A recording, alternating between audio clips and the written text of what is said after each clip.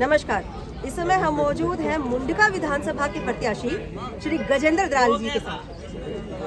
नमस्कार सर। सर्वप्रथम तो आपको बहुत बहुत बधाई टिकट मिलने के लिए। सर, आपने बहुत मेहनत की, जीवन में बड़ा संघर्ष किया यहाँ तक पहुँचने के लिए, तो आपको कैसा लग रहा है सर जनता के बीच में आश्वासन देते हुए? देखिए, ये जो मैं जनता में जो आश्वासन दे रहा हूँ, ये मैं अपने जो यशस्वी प्रधानमंत्री श्री नरेंद्र मोदी जी और जिन पे भारत को नहीं पूरे विश्व को भरोसा है कि जो मोदी जी क्या कहते हैं वो करते हैं, और जो विकास की गारंटी मोदी जी पूरे देश में लेके आ रहे हैं।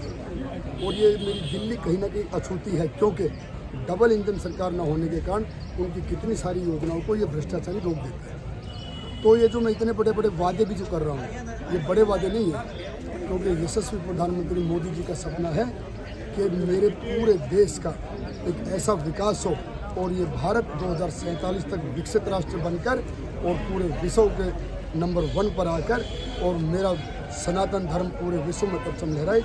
ऐसा हम युवा मिलकर संभव कर सकते हैं। और आपके न्यूज़ चैनल के माध्यम से आपको बता दूं कि जो मेरे युवा साथी आज मुझे स्पोर्ट्स के लिए जो कह रहे हैं कि हमारे स्टेडियम होना चाहिए, हमारे यशस्वी प्रधानमंत्री जी ने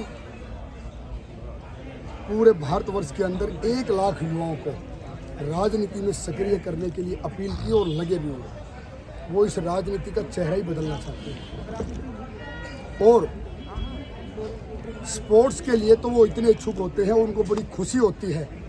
और उनके 10-11 साल के कार्यकाल में आप देखिए कि हमारे लिए कितने गोल्ड मेडल, चाहे ओलंपिक में हो, चाहे एशियन में हो, किसी भी उसमें हो, क्योंकि उनको पता है कि मेरे युवा मेरे देश का भविष्य है। अगर इनका भविष्य उज्जवल होगा तो भारत का भविष्य निश्चित ही उज्जवल रहेगा। इसलिए मैं अपने युवा साथियों को भी कहता हूं कि दोस्तों, आज जो मैं दादा महेश्वर के इस प्रांगण में खड़ा होकर ये जो बड़े बड़ी बातें कह के गया हूं, ये मेरी भारतीय जनता पार्टी के विकास की गारंटी है और ये 100% 8 तारीख के बाद पूरी होने जा रही है। बस आप सभी एक सच्चे और निष्ठावान और अपने सनातन धर्म को समर्पित होकर और इस मुंडका विधानसभा के विकास को समर्पित होकर 5 फरवरी तक मेहनत कर लीजिए। उसके बाद आपका ये भाई आपकी हर समस्या के लिए उसके समाधान के लिए लग जाएगा। और इसमें हमारे आदरणीय सांसद जी योगेंद्र चंदोलिया जी भी, जिन्होंने कहा है कि मैं अपनी इस लोकसभा को पूरी दिल्ली के अंदर पहले नंबर पर लाना चाहता हूँ, जिसमें हर वो सुविधा हो जो मेरी जनता जनार्दन को चाहिए।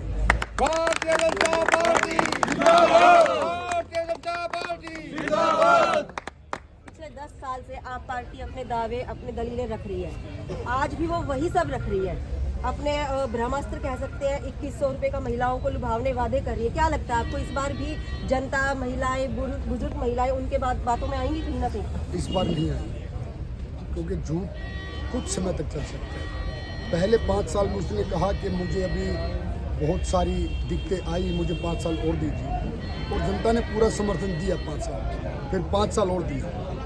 लेकिन 10 साल के अंदर जो व्यक्ति अपना सिर्फ विकास करके और जनता के साथ सिर्फ धोखा और इस दिल्ली को एक ऐसा भ्रष्टाचार और कूड़े का ढेर बना के रख दिया कि रोहतक रोड का, मेरे बुजुर्ग खड़े हैं 75 साल के, 80 साल के, 85 साल के, रोहतक रोड का इतना बुरा हाल कभी किसी ने नहीं देखा होगा। और ये जो रानीखेड़ा रोड जिसको हम कहते हैं, मुंडका से लेकर अगर कराला तक आप देखेंगे तो जलमग्न हो चुका। ये पता नहीं कि छोटी गाड़ी का पहिया किस टाइम किस खड्डे में आकर टूट जाए, या कोई भी व्यक्ति जो स्कूटी से, मोटरसाइकिल से सुबह अपने बच्चे को स्कूल लेके जा रहा है, वो बच्चा कब शिविर में डल जाए, कब कहीं पर इतनी भयंकर चोट भी लग जाए कि वो व्यक्ति पूरी ज़िंदगी उसको भुला नहीं पाएगा। और मोदी जी हमारे नितिन गडकरी जी के साथ मिलकर इस देश में नए नए रोडों को जाल बिछा रहे हैं। और उन्हीं की देन है कि UR2 जो हम सबके एक नई लाइफलाइन बनने जा रही है।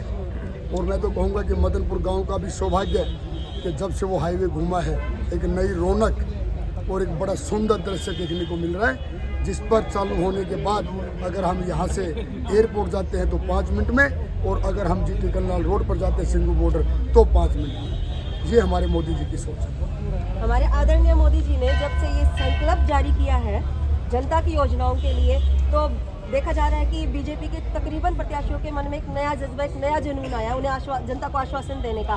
सर, क्या लगता है कि जो भी प्रत्याशी है अपनी अपनी जगह पर, क्या खड़े रहेंगे, अपने आश्वासन को पूरा कर पाएंगे? इस बार विश्वास, जनता के साथ जो विश्वास हुआ है पीछे, उसको रिकवर कर पाएंगे वो? देखिए, ये जो योजना है केंद्र की योजना है और भारतवर्ष के अंदर कितने सारी स्टेट में लाडली सम्मान योजना, मध्य प्रदेश में एक ऐसा व्यक्ति जिसको मामा के नाम से जानते हैं सभी, मातृशक्ति दूर से आवाज मारते, हमारे मामा जी, हमारे मामा जी, हम सब के आदरणीय कृषि मंत्री शिवराज सिंह चौहान जी, कितने सालों तक लगातार वो निरंतर उन महिलाओं को एक सम्मान राशि दे रहे हैं। अगर ये सब सुविधाएं अगर कोई निरंतर दे सकता है तो वो सिर्फ एक ही है, भारतीय जनता पार्टी और केंद्र सरकार। आज मैं एक बात और कहूँगा, मंदिर के इस प्रांगण में खड़े हैं कि जो व्यक्ति 10 साल पहले आकर सिर्फ मस्जिद के मौलवियों को तनख्वाह देता था, आज उसको 10 साल के बाद जब अपना साम्राज्य हिलता हुआ नजर आया तो उसको हमारे सनातन के मंदिर और गुरुद्वारे भी याद आ गए, उनके ग्रंथी भी याद आ गए। तो उस समय कहाँ थे वो? क्या उस समय मंदिर में पुजारी नहीं थे? क्या उस समय गुरुद्वारों में ग्रंथी नहीं थे? लेकिन अब हमारा सनातन धर्म का एक एक व्यक्ति समझ चुका कि ये व्यक्ति सिर्फ हमें झूठे वादे दे सकता है, क्योंकि अगर उन ग्रंथियों की, उन मंदिर के पुजारियों की और महिलाओं की जो सम्मान राशि कह रहा है, उन सबको मिलाए तो दिल्ली के बजट से भी ज़्यादा मिलता है, तो फिर दिल्ली का विकास कहाँ से होगा? पंजाब के अंदर जो व्यक्ति पिछले 3 साल से 1000 रुपये पेंशन नहीं दे पाया, वो व्यक्ति दिल्ली में क्या देगा? नहीं दे सकता। अगर कोई ये सुविधाएं दे सकता है तो वो एक ही व्यक्ति जिसके नाम के पीछे लिखा है कि मोदी जी तो मुमकिन है, और ये सभी सुविधाएं दिल्ली को भी मिलने जा रही है। और 8 तारीख को डबल इंजन की सरकार बनकर ये दिल्ली नया कीर्तिमान रचने जा रही है। जय हिंद, जय भारत। 5 तारीख को वोट है, हमारे युवाओं को, महिलाओं को आपके न्यूज़ चैनल के माध्यम से मैं सभी से हाथ जोड़कर विनती करता हूँ कि 5 तारीख को इस दिल्ली का भविष्य बदल दीजिए, इस दिल्ली को विकास की एक नई डगर दे दीजिए। मैं कहता हूँ पूरी दिल्ली के अंदर एक ऐसा भगवा में माहौल बन जाए कि 70 की 70 विधानसभाओं पर कमल खिले और इस दिल्ली का पूरा विकास हो सके और जन जन का मान सम्मान हो सके, और मेरी मातृशक्ति को जो आत्मनिर्भर बनाने का मोदी जी का सपना है, वो सपना उनका पूरा हो, और मेरी मातृशक्ति पूरा आशीर्वाद उनको देने के लिए तैयार है। बोलिए दादा महेश्वर भगवान की जय।